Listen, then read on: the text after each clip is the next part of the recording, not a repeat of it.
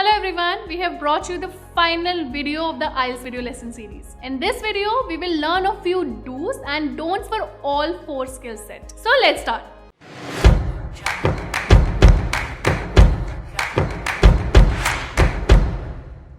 We are going to focus on things to remember when we are at the examination center for all 4 tests.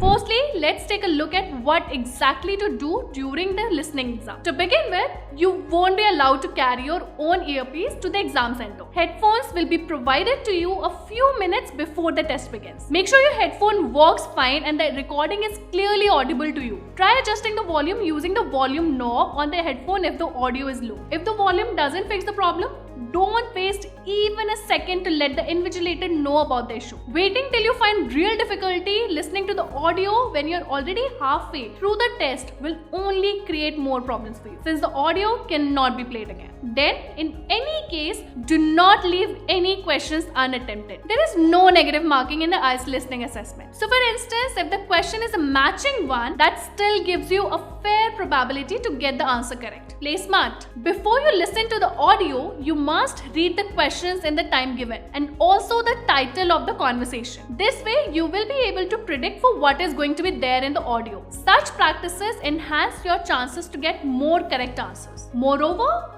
certain questions, especially gap-filling ones, have a fixed word count mentioned in the instructions. Make sure you abide by the word count or your answer will not stand correct. Be very careful with the spelling. Remember, if the spellings are incorrect, the answer goes incorrect. And finally, follow either British English or American English. Don't create a mixture in your answer sheet.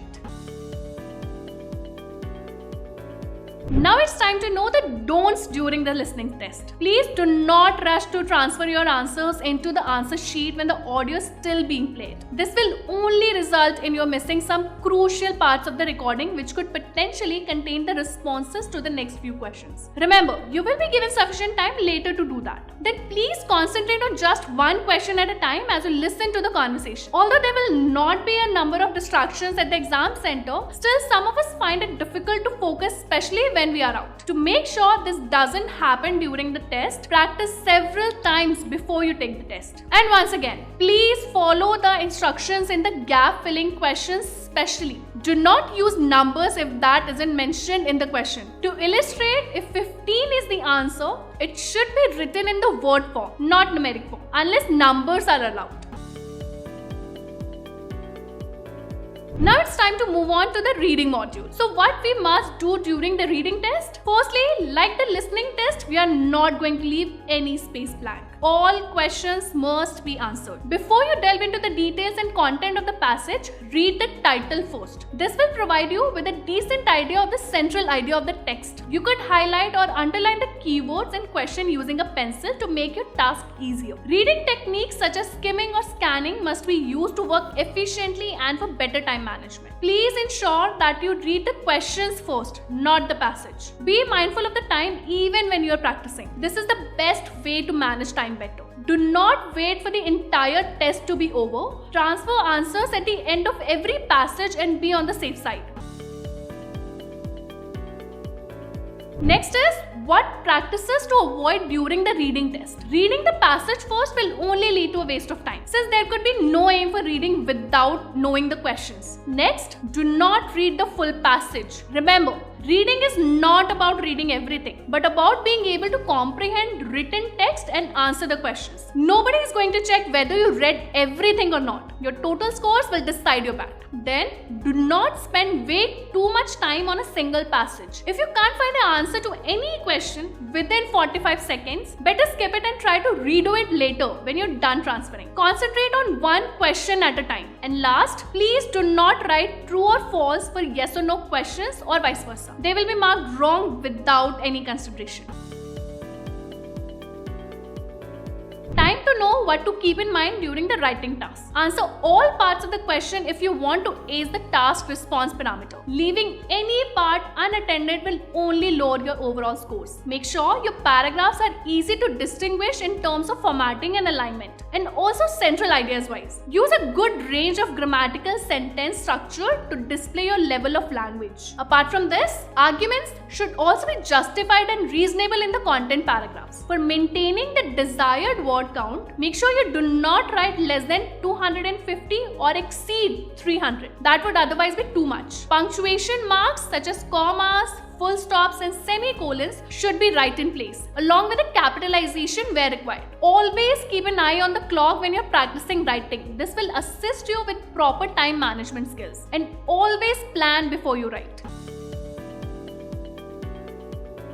Here are a few don'ts for the IELTS writing test. Please do not copy full statements from the question. That will not help increase your band scores in any way since you did not produce that language. Always make selections and report only unique features in the report writing task. Avoid talking about everything. Next, spelling errors are in fact the silliest way to lose marks in writing. For every 4 spelling errors, a half band is deducted. So you can now imagine the damage wrong spellings can do to your scores. Use synonyms or similar words to refrain from repeating the same vocabulary items. The essay and report must be in paragraph and passage form. No sort of list or bullet points are accepted. Never make assumptions on the basis of what the data reflects in the report writing task. Just write what you see in the illustration. Overuse of linking words or discourse markers can also affect our overall scores badly. So use them in a controlled and regulated way. And again, keep an eye on the clock as and when you sit down to practice.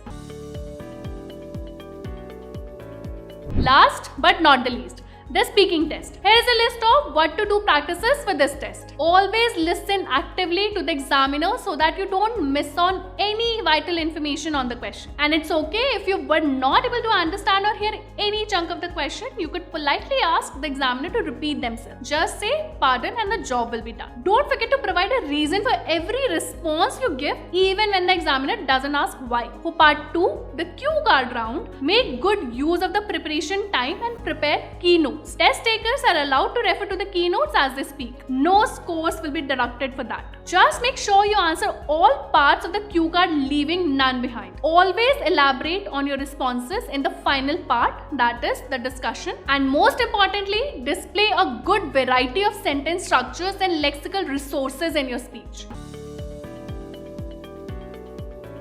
Now, what not to do during the speaking assessment. Never memorize any answers or paragraphs on any topic. This can lead to negative markings in the test. Remember, the IELTS speaking examiners are specially trained to spot any memorized fragments in the speech. So better be spontaneous and natural. Do not take too many pauses or use too many fillers. This shows a lack of flow and will eventually get yourself marked down in the fluency and coherence parameters. Always use a word when it is needed, not because you know it. Some people in actuality try to forcefully fit in a fancy word to give an impression that they have a respectable level of language, but often it backfires. So never do that unless you are quite sure of its usage. And at last, ignore the recorder placed on the examiner's table. It's not for you. Alright, so that's it.